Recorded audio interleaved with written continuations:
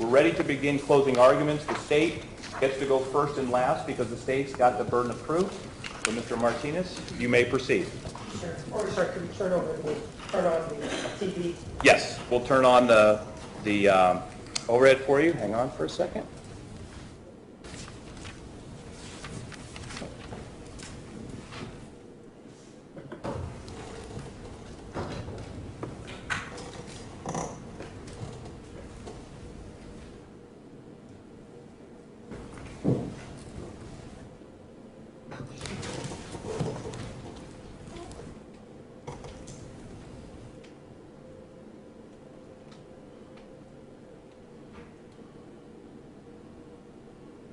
You have to erase it.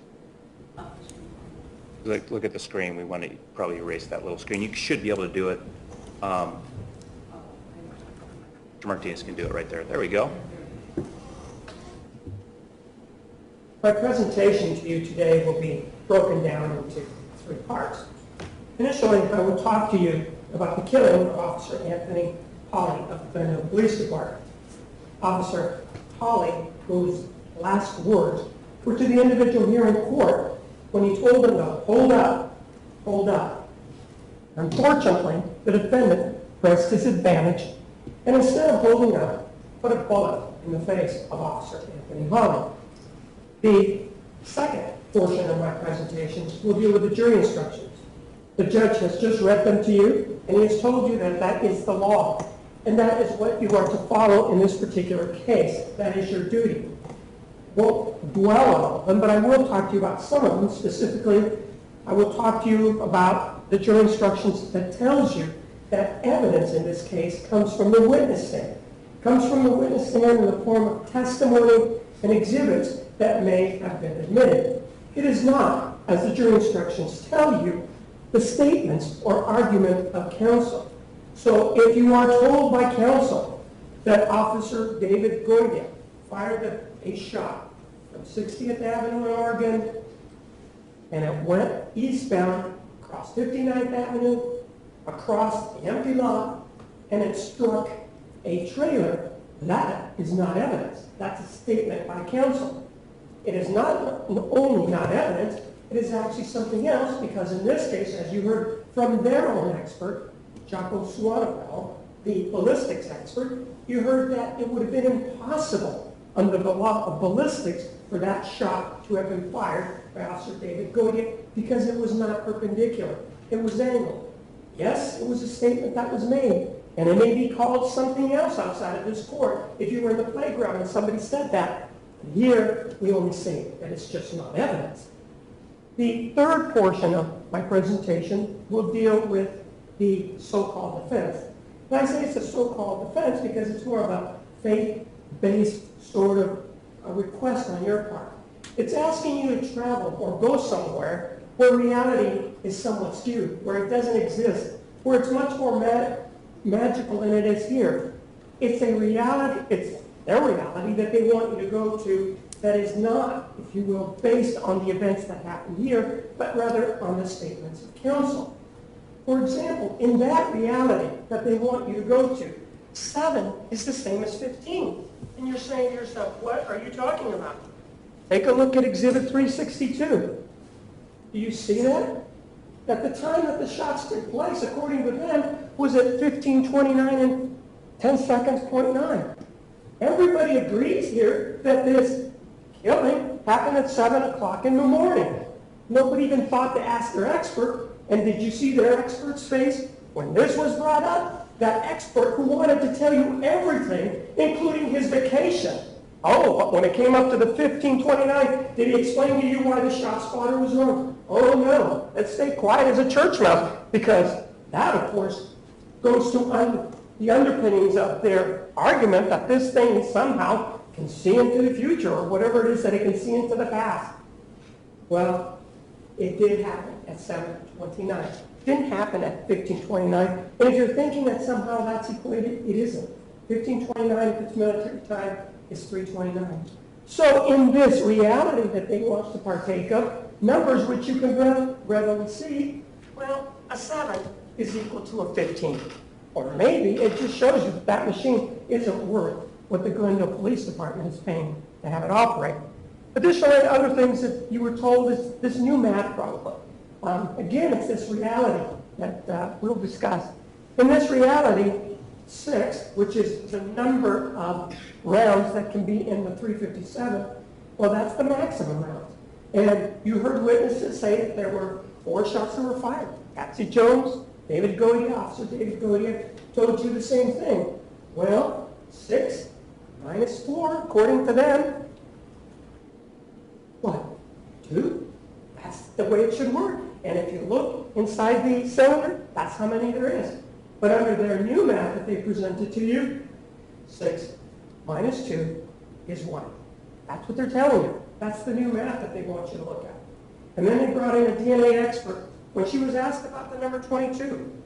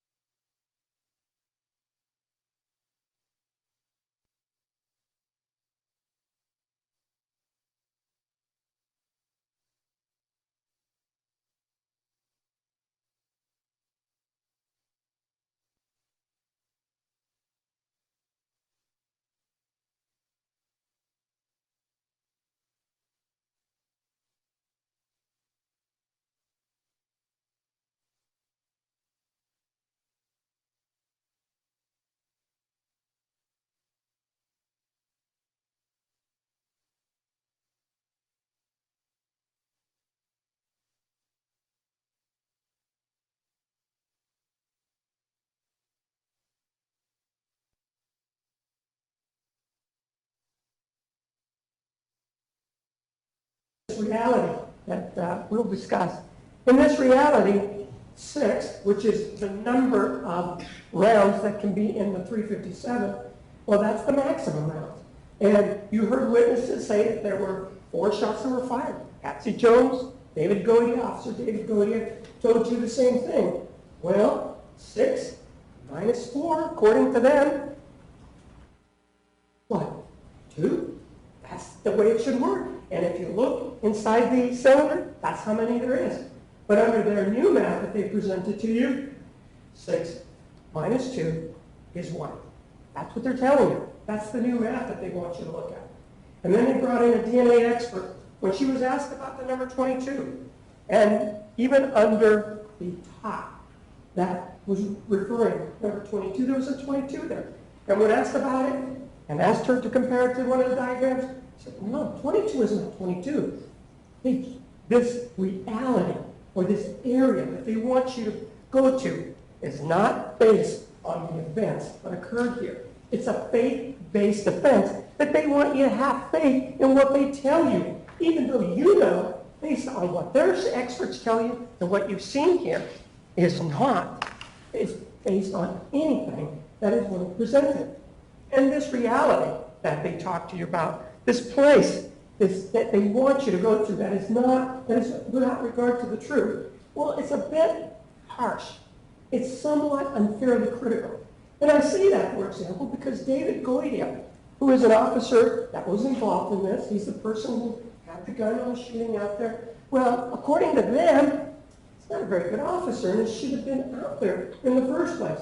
And the reason he should have been out there in the first place is because on a previous occasion, he had put his life on the line for the city of Glendale. He had stood in front of a car driven by a suspect, and they were trying to stop that car. He was trying to stop that car. And rather than let that person get away, what did he do? He stood in front of him. But that's a bad thing. They told you that was a bad thing. Remember that? Just a horribly bad thing. That somebody would risk their life for law and order. No, that's a person that shouldn't be believed, because that's the person that won't stand up for law and order. No, that person shouldn't believe what he has to say. That person was shooting wildly, and then they made a statement about where his shots landed. Well, the other thing that deals with this is Patsy Jones. Remember when she took the stand? One of the questions that they asked her was, well, you know, one of the things that can happen if you use methamphetamine is bad teeth, and you have bad teeth. And you remember how she spoke. She was somewhat sibilant. She was having trouble being understood because of her teeth. Yes, that's true. But you know what? That's a negative thing, because you know what? They didn't ask her that it was because of that silly old cancer that she had, and they had to take the roof of her mouth out. Oh, no, you know, that makes her a bad witness. That dark cancer, no. This is a harsh reality. This is a harsh reality they want to take you to, where cancer is something that's, you know what, it's within her control. Should have told those doctors not to take those teeth out as they were trying to save her life. You know, again, that's the reality that they want to take you to without respect to what really was going on. And the last thing, where they were somewhat harsh in their presentation, and they want you to have faith in what they present, and they make these statements, is by saying that Officer Anthony Hawley, and even he is not immune, he's not here to protect himself, he's a bad officer. They told you that he was a bad officer. Remember what they told you on an opening statement when they were talking about a shot came in the right side? He was just standing there. They told you he was just standing there watching Bryan run while the other officer ran away. You remember they were telling you that that's how it happened when in opening statement? They told you that. I know it was a while ago, back in June, but those words are what came from their mouth as a defense. They want you to have faith in that. That he's such a bad officer that he never even pulled his gun out. He sees somebody running out there with a gun, Officer Hawley. He sees his partner running off. Things are jumping around. And guess what? He sort of stands there like the bad officer that he is. That's their reality. That's the reality that they want to take you down. That's the reality that you need to go down in order to even consider what they're putting forth for you today. Just a bad officer, that Anthony Hawley. Why didn't he take that gun out? And, you know, they said he was just standing there, standing next to the key I'm watching. If that were the case, and his body would have been found, or wouldn't it? But you know what? In our reality, it's a minor thing. Kind of like a 7 being a 15. Don't worry about it. So that's a faith-based defense. They want you to believe what they tell you without respect to the truth, to the reality that was presented here, without regard to the evidence and without regard to the exhibit.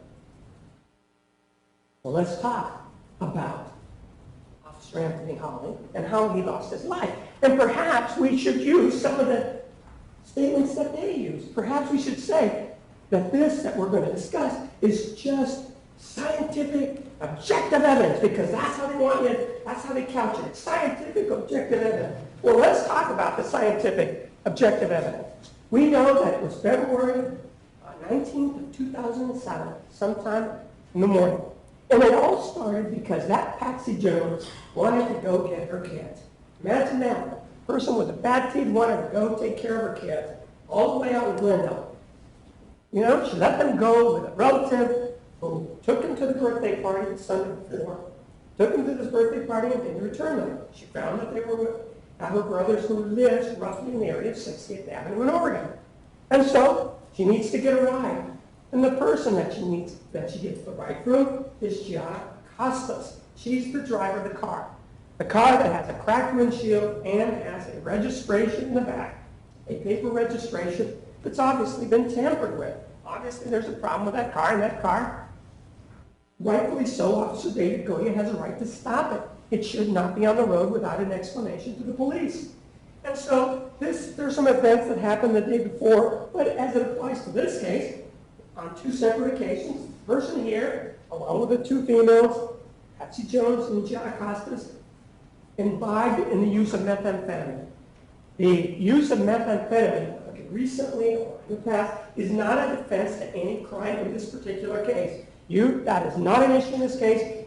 The use of methamphetamine is not a defense. That he didn't know what he was doing, that's not a defense in this case. We can put that to rest. So they are using methamphetamine. And they leave the apartment out in Mesa sometime around 6 o'clock in the morning when the sun is coming out, and they decide to drive all the way out to Glendale. Gianna Costas is driving, She, of course, doesn't have a driver's license. Patsy Jones does have a driver's license. And the defendant, he's the privileged one because he's got 2 driver's licenses. He's got his and he's got Bradley's driver's license. His brother, the guy with the headband. You've seen somebody in the courtroom with a headband, haven't you, sitting in the back? Well, 2 driver's licenses. Not only does he have a driver's license, he has something everybody who's going to travel to Glendale surely must need to have, and that's a .357 revolver, a 6-shot, and it is loaded with 6 bullets. And he does have a box of Independence ammunition. In it are 38 rounds. There's inside the box, 12 are loose, and 6 are in the gun. There's no indication in any of the evidence here ever presented from the witness stand or through exhibits that that gun was fired at any other time. That was not presented. But they want you to speculate about it. Gee, maybe I'm going to go into this Neverland that they want me to follow down this trail over to where reality doesn't exist, and where I'm asked to speculate, even though a judge has told me in the jury instructions that I'm not. Well, you know, the judge, you know, it's just jury instructions. He's not going to be back there with us. You have a duty, and that duty is to follow those jury instructions, and you cannot speculate, and nothing from the witness stand ever said that that gun was fired anywhere else other than at the scene. Nowhere else. And Patsy Jones told you how many. 4 rounds. Do you think that she sat down and read the police report? No. They don't. She's not privy to that. She didn't make it up. She's somebody who heard it. So he gets in there with that gun that he's going to take because he's going to Glendale. He's going in the front passenger seat.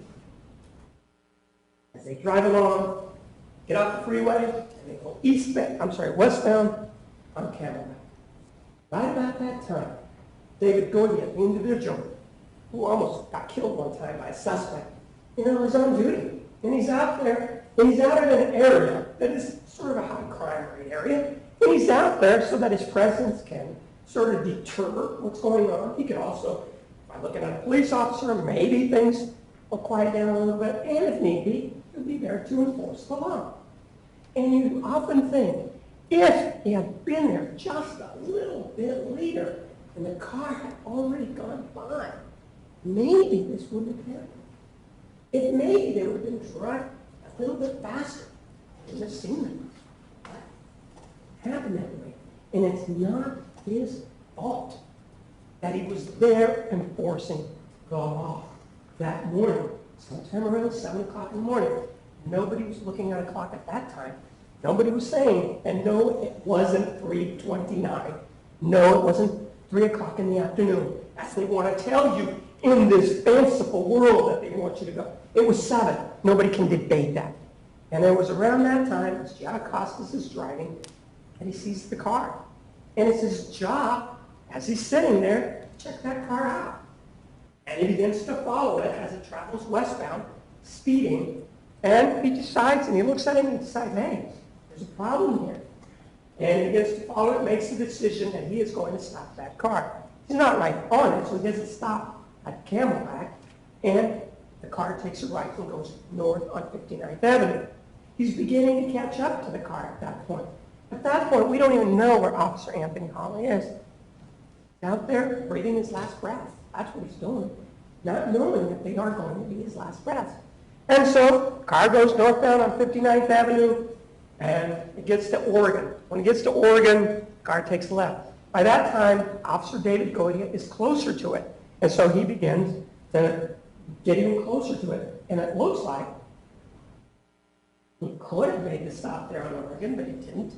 And then the car takes a right and stops, as where you saw the car stop, because that's where Patsy Jones is going to get out. And in fact, she told you, we were all going to get out at that point, because that's where I was going to go. It wasn't like they stopped for the police officer. No, they didn't stop for the police officer. They were going to get out. And at that point, David Godia initiated the traffic stop. Turned on the overheads and said, don't get out of the car. Stay in the car. It's better for him to control these individuals in this. There's 3 of them. There's only 1 of him. And he can't control them all at once.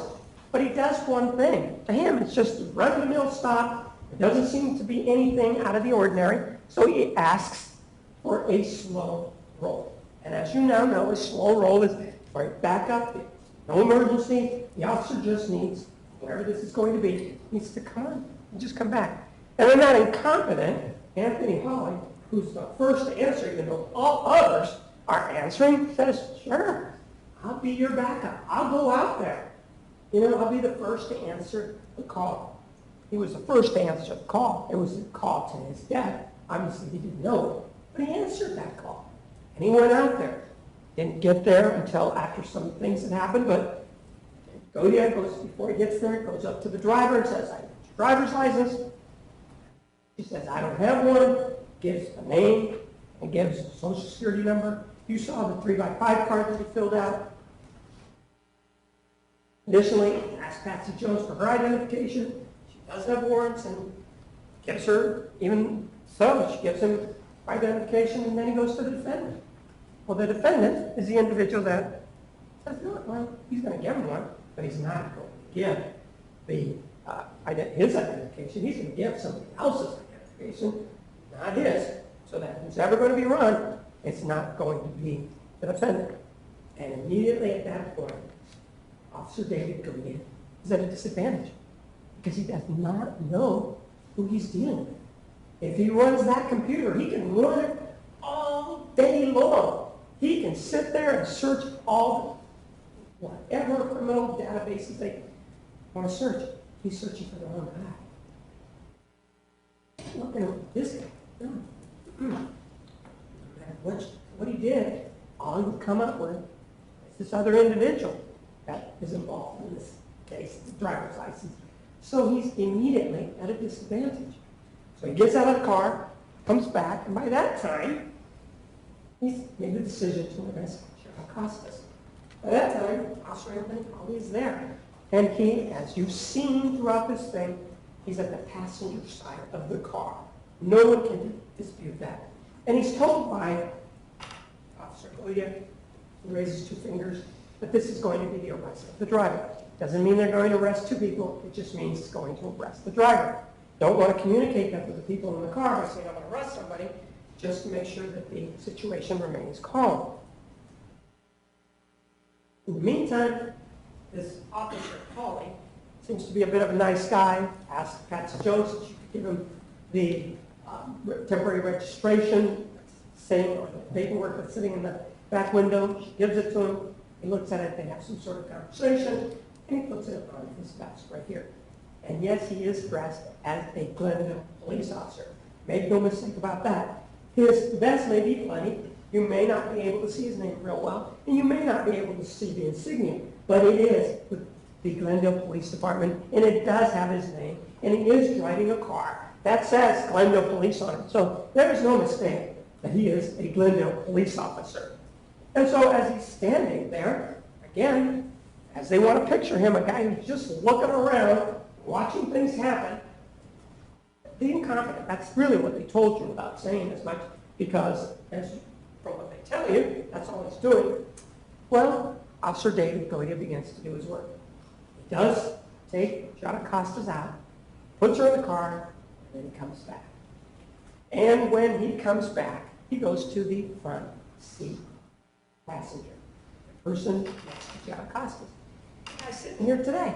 This individual there. Even though he gave somebody else's driver's license, it's him. And it looks like he's starting to get a little antsy. He may have cursed a little bit at the police officer about some of the things, but him and his man purse, and yes, they didn't like the fact that it's called a man purse. But if he doesn't like the fact that, if he doesn't want people to call it a man purse, then he shouldn't tell the police officer that's what it is. And so the police officer says, I'm going to search you. I'm going to search you. Will you agree? And he says no. Clearly, he's in control of the situation. He wasn't scared, wasn't going to say no, didn't have to say no. So it wasn't a situation where he panicked or anything like that. No, when he was asked, may I search you? Very calmly. He said, no. Would you do that? So that's a calm individual. It's not somebody who is so high on drugs, doesn't know what's going on. He knows what's going on. Even though the drugs are not on defense, he knows what's going on. He knows where he is. He knows where this cop is. And he knows enough to give him somebody else's driver's license. So he's again, very much in control of the situation and says, no, you can't search me. All right, the officer says, good, you're in control, but you do need to get out of that car. You know, I'm not going to let you stay in there. He does become very upset about that. And at that point, when he's being pulled out of the car, given what Patsy Jones tells you is coming out, he's got a gun right here in the area of his pants. There's no way that Officer David Goya is not going to see that gun when he gets up. No way.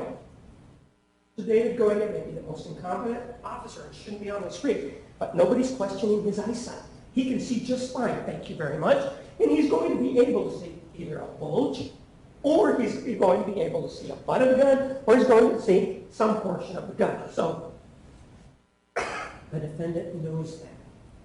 He knows that. It's going to be seen. And remember, he's really in control of what's going on because he can even say no to the police officer. You can't search me. He knows it's not going to happen. And so, at that point, the defendant makes his decision. He makes his decision to pull out that gun and kill. Because you don't pull out a gun unless you're going to use it. Especially when there are police officers involved. Is there any doubt in anybody's mind that when you pull a gun on a police officer, there is going to be some gunshots that are going to be fired? He knows that. Remember, he's in control. He's thinking about all that. So he pulls that gun out. And according to David Goya, and Patsy Jones didn't hear this, but said something, I either got this for you or I got something for you, which again just shows that he's not going to put up with anything the cops are going to do to him, and he's going to take matters into his own hands, and he's going to use that gun. And everybody knows that if you have a gun, there are these things that are called bullets in it, and when these bullets are shot out, well, they're designed to kill. There is no doubt that that's what they're for. They're designed to be put in somebody, and in fact, they use them in wars, of all things, to kill somebody. So there's no indication here or any view that he didn't know that bullets somehow are not meant to kill. So if you pull that trigger, you know that's what's going to happen. And in this case, in either single action or double action mode, you still have to pull the trigger. And we don't know which one it was. We're not going to speculate. But either way, that trigger had to be pulled. According to their own expert, Juan, yeah, sometimes when these items fall, there's an indication that maybe that there's an accident. But no, that's not the case in what we have here. So the defendant has the gun. He's got it in his hand. He's got his finger around the trigger, so he knows what's happening. And then, according to Patsy Jones, who was watching this, Patsy Jones is sitting there, ringside seat, is watching him as he takes the gun, puts it sideways, and she watches him fire that gun. Well, he's not firing it at people that are maybe standing there because you don't have any statements about that anybody was standing there. There are only two people that are involved in this case that are relevant. There's two police officers, and that's Officer Anthony Holly and David Goya. There's nobody else. So if he wants to get away, would he be firing at somebody that was there? No, no. The reasonable conclusion based on this is that that first shot is the shot that kills Officer Holly. Because by that time, David Goya is already running. He's got his back turned. At that point, he's taken off. The only person that's left behind is Anthony Holly. And he's not standing there by the side of the car. Because if he were just standing there on the side of the car, that's where he would have fallen. He moved. He started to also run at that time because the defendant had the advantage at that point. And he pressed that advantage and he fired. That first shot is the shot that killed Officer Anthony Holly. And if you remember, Patsy Jones then told you that. She looked up again after seeing the shot fired and hearing it. She then saw the defendant walking in this direction, sighting. Well, who do you think he was sighting? It wasn't Officer Anthony Holly. Officer Anthony Holly was already down. He was already done. He was sighting David Goya. Why? Was it just to see where he was running? No. It was to take another shot. And when he took that shot, after already hitting Officer Holly, that was to kill. So there's that the second shot. And she said, I heard that shot. I didn't see it, but I heard that shot. And then she said, well, I looked up again and I saw him in the back. And what's interesting about that is that according to their own expert, Jackal Swanapel, item number 30, a bullet that hit against the wall there, well, what that indicates was that that shot came perpendicular. And what that means is the defendant, this guy here, actually went after, walked out after, hit Goya, and then took the shot. That's the only way you could get a perpendicular shot, because Jackal Swanapel, their own expert said, hit with the head. It didn't hit with the side because they tumble. If they hit something, they start tumbling and they don't hit right on. No. He said that when an item gets deflected, a bullet gets deflected, it starts stumbling, it starts going inward. But that shot was perpendicular with the head, which means that this individual not only shot Officer Anthony Hawley, probably walked right by him as he went like this while Patsy Jones is down, and then took that shot. Let's talk about the scientific objective evidence. That is scientific objective evidence. When a bullet hits with the head like that, and their expert says it's perpendicular, that's what it is. It is not an angled shot. They can tell that. There's no doubt. There was no evidence other than that was a perpendicular shot. And this guy here chased the other officer down, trying to get a better shot. Didn't hit him. By the time that Officer Goady got to the corner, this individual was beginning to run away. To go away. But he wasn't done. Had that gun, and according to Patsy Jones, she saw him firing. Wasn't firing it at anybody else other than Officer Goya, who's over there. So what ends up happening is he hits the officer with the first shot, walks by, goes after the second officer, and then when he sees that he doesn't hit him, he starts to disengage, starts to take off, but he takes the shot. And you actually have a jury instruction that deals with this situation. It's the circumstantial evidence jury instruction. It tells you that direct and circumstantial evidence, on page 4, no need to even go to it because I'll read it. It says evidence may be direct or circumstantial. Direct evidence is a physical exhibit or the testimony of a witness who saw, heard, touched, smelled, or otherwise actually perceived an event. Circumstantial evidence is the proof of a fact or facts from which the existence of another fact may be determined. The law makes no distinction between direct and circumstantial evidence. You must determine the weight to be given to all the evidence without regard to whether it is direct or circumstantial evidence. What that means is, and by way of analogy, is that assume that you're at a beach, doesn't matter what beach it is, and you're there and there is nobody on the beach, and you've been standing there for an hour, nobody has walked by. And while you're laying down on the towel, enjoying your solitude, somebody coming over to disturb your quiet says, hey, have you seen anybody on the beach? Well, as you stand there, you can say, no, I haven't seen anybody on the beach. They come back about 30 minutes later. And they, in between the first time they came and the second time they came, somebody walks by. To the left, to the right, walk by. That same person that disturbed your quiet the first time says, has anybody been on this beach? You say, sure. I saw, maybe even heard. And there's no doubt that that person came by. From the first time you asked me to the second time. That's direct evidence. Something that you saw, heard, perceived. Maybe he made a sound. That's direct evidence. Circumstantial evidence is a little bit different. But it is given the same amount of weight as direct evidence. You're on the same beach. You are sitting in the same spot. You are enjoying your solitude. When the same person comes and says, have you seen anybody? You said, no, I haven't seen anybody, and so I don't know. Has anybody been on the beach? I don't know. I can't tell you because I haven't been watching. They come back 30 minutes later, but in the meantime, you've closed your eyes and gone to sleep. And before you went to sleep, you actually looked around and there was nothing in front of you. The waves were just, the tide was just coming in, going back, there's nothing in front of you. And as you're go to sleep enjoying the sound of the waves coming in. When you wake up, you see there's a freshly set of footprints, human footprints, that go from left to right.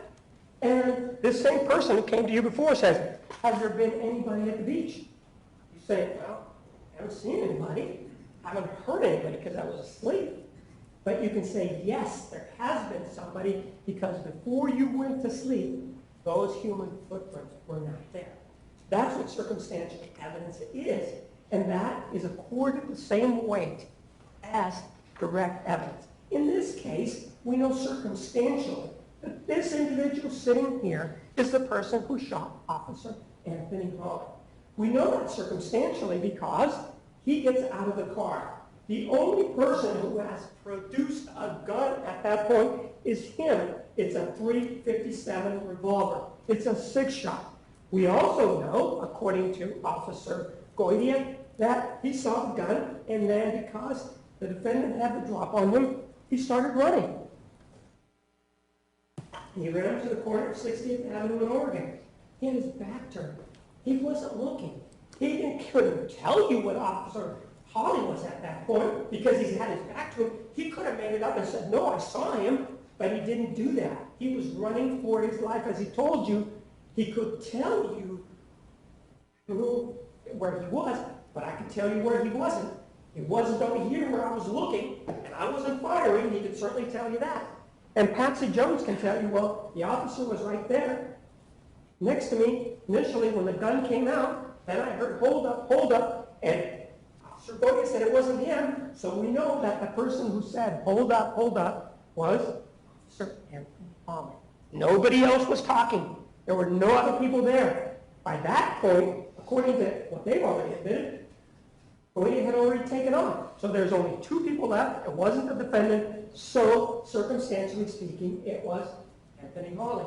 And you see where his body was found, in the back of the Kia, facing westbound, out toward the middle of the street. Yes, he moved at that point, and he was moving, trying to get away, because before anything else happened, while Officer Goydia was running, there was the shot that rang out by the defendant. Patsy Jones told you that. Officer Goydia told you that. Officer Goydia can't tell you where Officer Hawley was. Neither can Patsy Jones, but the first person shooting was the defendant. And then she sees him again going back there and shooting. Well, who's back there? The only person that's still moving at that point is Goydia, because Hawley was very close to the back of the car. It was very quick for him. He was not able to get away. Again, it's a function of time. So who do these set of facts tell you fired the shot? The defendant. Absolutely nobody else. So when Officer Goydia then finally turns around and begins shooting, he said, well, he could have stood up here and he could have told you. And that's the mark of someone who is being consistent to the truth. But he could have told you, hey, I saw him and I didn't shoot him. But he said, I was focused. I was focused on the threat. I was not focused on the person shooting at me. It was light, so he could see him. It wasn't like he couldn't see. I was focused on that person, and I know one thing. I know where Officer Hawley wasn't. He wasn't in my line of fire. So circumstantially, this is the guy who did the killing. And Officer Goydia said, for example, you know, I know there's a bathroom up here on the 5th floor. Remember him telling me that? I can't see it on the witness stand, but I can certainly tell you where it is. And the same thing with regard to Officer Hawley. He was watching a threat. He wasn't watching anything else, so if he was shooting at the defendant. And you saw where the shots went, following the defendant as he went along. So the defendant shot and killed Officer Hawley. One shot, went down. And he tries to kill the other officer. He doesn't want any other witnesses, of course, because he can then really get away, right? Isn't this a big person that he is? The person who brings a .357, and it is his .357. The duffel bag does have identification with his name on it. It is not Patsy Jones, and it certainly does not belong to Giada Costas. So it's his. Nobody else has a gun. And then he goes to get away, but he takes a fighting shot. Then he goes around the corner. And as he goes around the corner, that's about the time that Officer Goydia is able to get him to the knee. And then he takes off and runs. And by runs, I mean I don't know if he was running, we don't know that he was hitting anything. Maybe he walked, maybe he did something else. But he was able to get some portion away down towards 59th Avenue, where the police took him into custody. And when they took him into custody, when they arrested him, he's the individual that had 357 handgun, the one that had 4 shots in it that had been expended. Same number that Patsy Jones told you that she heard. There's no reason to believe that just because her teeth are bad doesn't mean her hearing is bad. There's no indication of that. There's no indication that just because her teeth are bad, her eyesight was not there. It was all there. And the same thing with Officer David Goya. Just because some guy tried to run him down doesn't mean he can't remember. It doesn't mean he can't see. It doesn't mean he can't hear. They both agreed that it was 4 shots. That's what Patsy Jones told you. Then they take the defendant into custody, and that gun is there. And one of the interesting parts about it is that the gun, the hammer, is actually over a live round. In case he was trying to fire more shots, he just wasn't able to get that shot off for whatever reason. Maybe the strap from his man purse gone, and we don't know exactly, but we know the man purse was involved because it took it around. Take a look at the man purse. There's a shot that went through. So it wasn't like David Goya panicked and he was shooting all over the place. He was shooting at this individual. He hit him once, and he hit the man purse another time, and then you saw the other rounds that were there. The side of the building, yes, he did hit a car. But the evidence showed that none of his rounds went across the street, past a field, and into the eaves of that trailer. Even their expert told you that that was impossible. Yet, they presented that to you because that's the reality that they want to create. They want you to believe that because they told you. You know, that's what they want you to have, is faith in what they tell you. But what does the law tell you? What does the jury instructions tell you? Well, one of the things that the jury instructions tell you is that, and it was the second paragraph, it's that it's your duty to determine what the facts are in the case by determining what actually happened. Determine the facts only from the evidence produced in court. When I say evidence, I mean the testimony of witnesses and the exhibits introduced in court. You should not guess about anything. You're not here to help either side. You're not here to say, well, yeah, but you know, counsel, the defendant said, intimated that, you know, this, you know, the other shots could have been fired somewhere else. You're not supposed to speculate about that. That's what the judge told you. What you have here is a gun with 4 expended rounds, the defendant's gun, and what you have is 2 people saying that there were 4 rounds that were fired. You are not to guess about any facts. And in fact, it tells you here that what the lawyers say is not evidence. So that's one of the things that the law tells you. And it is your duty to follow these laws and these instructions. Obviously, when you see that one applies and one doesn't apply, well then you pick and choose as to which one may or may not apply. And the standard that you apply is called beyond a reasonable doubt standard. Again, it's on page 3. You have it. It's already been read less than an hour ago, so no need to follow. It just says proof beyond a reasonable doubt is proof that leaves you firmly convinced of the defendant's guilt. And it bears putting up there that it says, there are very few things in this world that we know with absolute certainty. And in criminal cases, the law does not require proof that overcomes every doubt. If, based on your consideration of the evidence, you are firmly convinced that the defendant is guilty of the crime, in this case it would be the crime is charged, you must find the defendant guilty. That's how you apply it. Being firmly convinced. The state does not have to overcome every doubt. In other words, when they